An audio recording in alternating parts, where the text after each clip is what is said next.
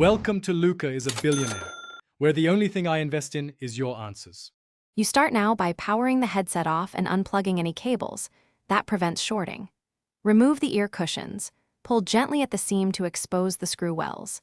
Use a small T5 or PH00 driver to remove the 2 screws under each cushion and keep them separate so you don't mix sizes.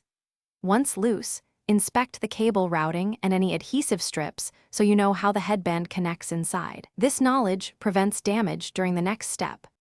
Next, detach the internal connectors. Use a plastic pry tool and your fingertips to lift ribbon or speaker cable latches. Do not yank. Unscrew the headband attachment points and release any spring clips that secure the band. Keep track of foam orientation. Slide the old headband core out slowly, noting how it nests with the hinge and where padding sits. Compare the replacement part's length, padding thickness, and connector type to ensure a proper fit before you start installing. Install the new headband by sliding it into the hinge and aligning mounting holes. Reconnect ribbon and speaker cables, then reattach screws until they're snug. Feel is more important than force. Replace foam and cushions, then power on and run an audio and mic test at moderate volume to confirm everything works.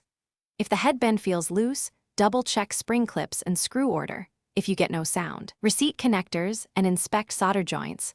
Loose or torn wires are the most common failure point. Thanks for watching and please subscribe. It's the best investment you'll ever make.